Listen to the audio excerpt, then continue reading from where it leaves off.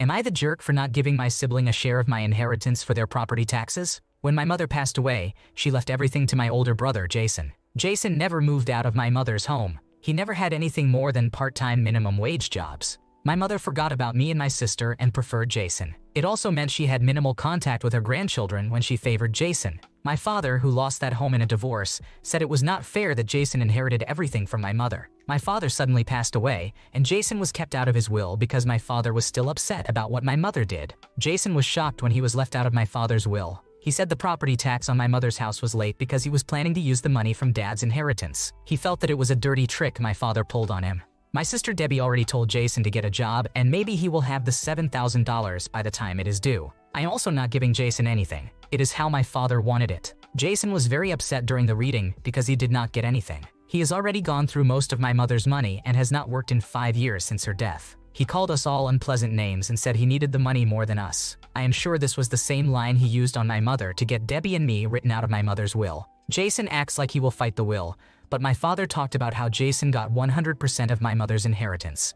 He does not get anything. On top of my father's insurance, Debbie and I are going to sell my father's home and hopefully, the market stays hot. I suggested to my brother that he do the same thing and take the money and downsize to a smaller apartment or home. My brother is ranting to anyone who will listen, calling us selfish, and even setting up a GoFundMe for his taxes. Several family members have donated. My grandmother, on my mother's side, has reached out to me to help him with the taxes, and I said no. My grandmother said she is no longer going to leave Debbie and me anything now because of how we treated our brother. I reminded my grandmother that our mother, her daughter, started this, and no one threw a fit about it when my mother died. Debbie had 2 small children then and could have used the money. I did not see Debbie start a GoFundMe, and I do not remember my grandmother calling Jason and asking him to give up part of his share for us. My grandmother said it was a different situation, and I told her, not really.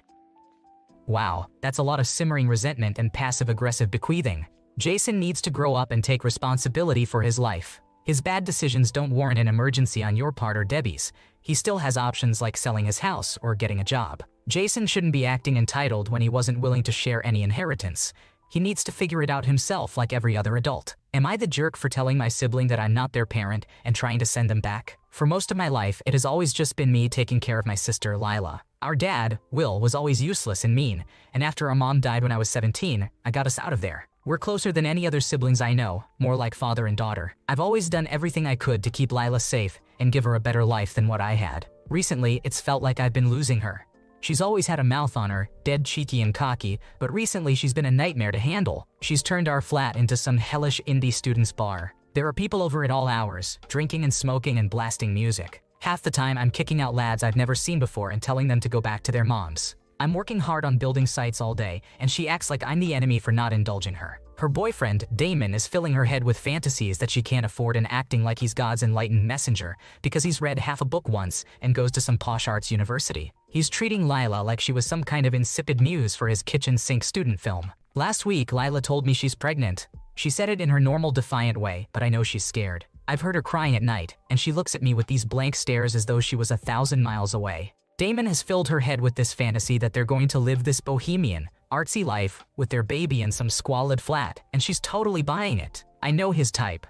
He's just playing house before he goes back home to his parents in London and forgets all about Lila and the baby. My girlfriend Rose isn't Lila's biggest fan and has been patronizing to her since she found out about the pregnancy. She has been telling her that not everyone's cut out to be a parent, are they, love? She's been telling me that our relationship is unhealthy because I'm practically her dad and suggested sending her back to our actual dad. That's been stuck in my head since. I've got this deep love for Lila. She's been my little shadow. It's like we're 2 halves of the same person, but I've tried being her mate, her big brother, and her dad. It's not working anymore. I hate the idea of Lila living with our dad, but maybe it'd give her a taste of real life. Our dad has always adored her. It'd get her away from all this, but when I mentioned it to Lila, she rolled her eyes and told me that I'm no better than him. At the same time, I can't let her act like she's invincible because I know where that leads. I've been through it myself.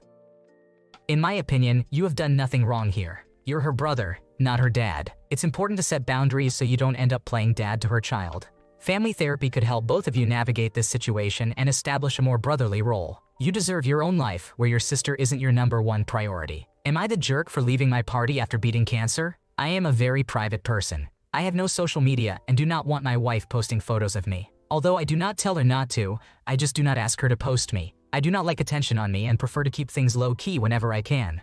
Keeping that in mind, I was diagnosed with an extremely curable type of skin cancer. It was caught very early on, and I never felt scared for my life in any way, shape, or form. I am an engineer, and I think analytically. I was not scared with the diagnosis, with a 0.03% fatality rate. I told my wife, of course, and she was terrified. We talked through it, and I told her my doctor was very optimistic and said we caught it early on. None of it seemed to help, but I tried. After a while, I told her that we should not tell our children, who are 5 and 7 years old. My wife wanted to tell them, but I was adamant about that. I am not even sure they would understand what we are talking about. Reluctantly, she agreed not to. About a week later, I received a call from my father, asking about my cancer. It turns out my wife posted on Facebook about my cancer that morning. I called her and was not happy that she posted my business. She used the excuse, "You didn't say I couldn't post it, just not to tell the kids." There is no way she would think I wanted that posted online. So she took it down and time went by. Very quickly, I was in remission with my skin cancer, and my doctor told me, word for word, "We don't like to say you're cured, but you're cured." I told my wife, and she was ecstatic.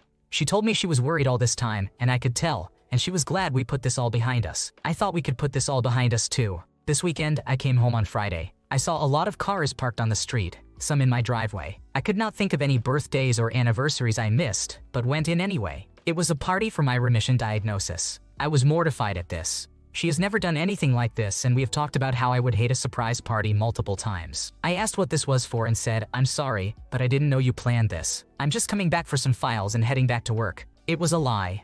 I gathered up some meaningless files in my office and said thanks to everyone for coming, and left to go back to my office, messing around on my phone till everyone left. My wife knew I was lying, and we fought that night. I told her I do not know what has gotten into her, but she knows I would never want this, and she does not get to make a big deal out of something personal I never wanted to be public in the first place. We have been cold this whole week, and my brother said I am the antagonist since I told him I just pretended to go to work. So am I wrong for not wanting to celebrate beating my cancer?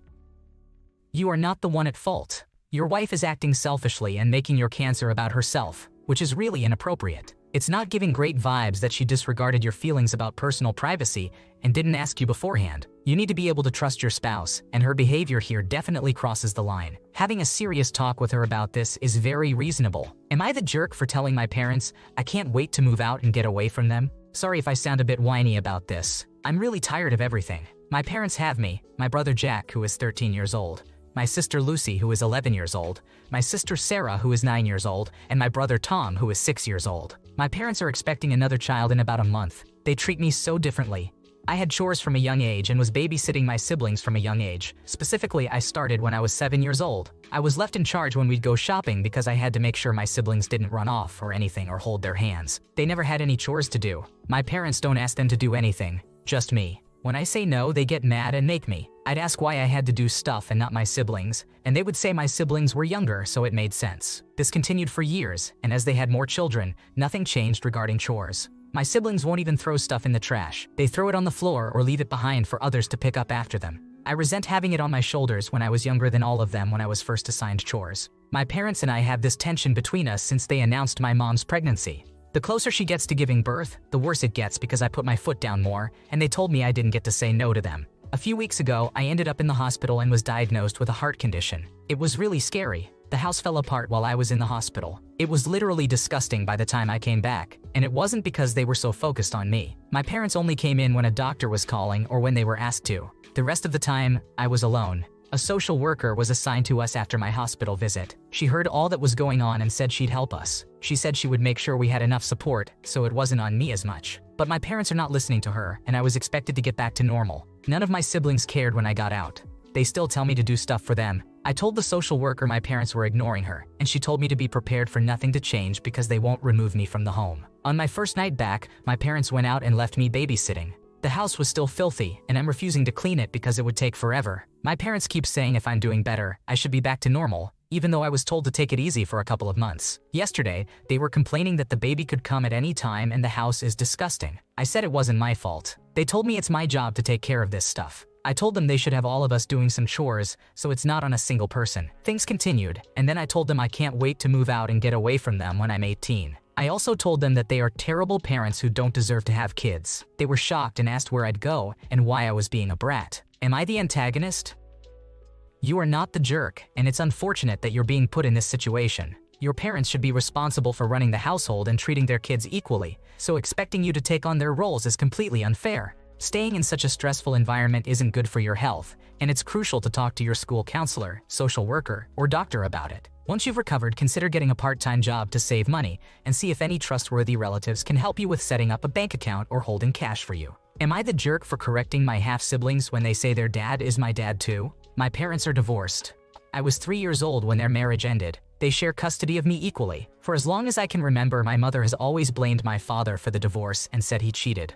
My father never said anything. He refuses to badmouth my mother, but I know he really dislikes her. My grandmother, my father's mother, told me my mother was the one who cheated. She also told me my mother got pregnant with someone else's child and had an abortion to try and conceal it. My father had asked her directly about it, and suddenly, she was no longer pregnant. This happened after my birth. I can't know the truth, obviously, but I lean more in favor of my father. The reason is my mother remarried when I was around 5 years old. She has tried many times to push my father out and get her new husband in. She has lied to the children she has with her new husband and told them he is their father. She has also told them that when I go for a week, it is to some uncle and I mistakenly think he is my father. So, I have half-siblings who refer to my mother's husband as our dad, and they step in to correct me when I call him by his first name. I usually end up correcting them, and this cycle continues. I dislike my mother's husband. I think he really wants me to accept him and let him take over from my father, but he never listens when I say I love my father. It upsets me when they talk negatively about him.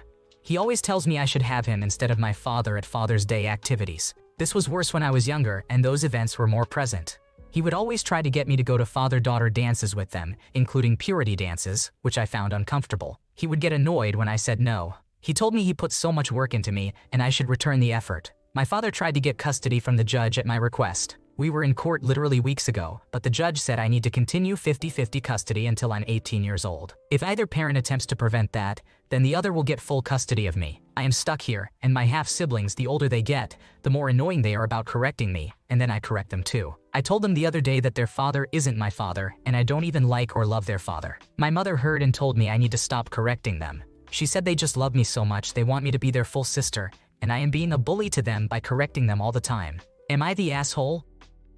You are not in the wrong. Your mom is engaging in some toxic gaslighting by refusing to tell your half-siblings the truth and trying to prevent you from having a normal relationship with your father. She and her husband need to stop this and tell the kids the truth. Honestly, this situation will just make you resent your siblings because they keep trying to correct you based on what they think is true. Let's see your mom explain why she married another man at the time of your birth, if their dad is supposedly your father. Am I the jerk for yelling at a parent and then making their child quit the sport I'm coaching? This happened a year ago, and some acquaintances told me I was in the wrong as I was telling them the story. So here we are, appealing to the court of public opinion. Backstory: I am 21 years old, and I have been coaching and teaching children sailing since I was 15. I have 13 years of experience in sailing and have competed many times at national and international levels as a teenager. I have my lifeguard certification and a license to drive a motorboat. English is not my first language, so I apologize for any mistakes. We are the only sailing club in the area, and one day I was the only coach present. That day, we had only 2 children, about 10 years old, named Ben and Nick. Ben's father, Terry, who is 50 years old, really wanted to try sailing. Since there wasn't much wind, I agreed. I was on the motorboat alone when suddenly fuel didn't get to the engine, causing me to be no better than a floating ball. I called over the children and Terry to give them instructions until help arrived. Terry did not follow my instructions because his son was telling him to try different things. This caused Terry to capsize. After about half an hour, help arrived and took us all to shore. Then Terry started telling me that I was careless and that he did not trust me. He said I had put their lives at risk because I am just a kid who doesn't know what they are doing, and his son knows better than me. I kindly reminded him that everything his son knows, he learned from me. I did not understand why he, as the adult, did not follow my instructions and instead listened to a child. He started yelling at me, saying that I was the reason he got wet and that I had put his life at risk. He claimed it was my incompetence that made the boat stop working and that I wouldn't know about that because I am just a dumb kid and he knows better. I lost my temper. I told him something along the lines of, "How in your first day do you know more than me, someone who has been in this sport my whole life?" He started screaming about how my incompetence got him wet and that I had insulted him. He grabbed his child who had started crying and told him that he must quit because he can't tolerate disrespect. So, was I in the wrong?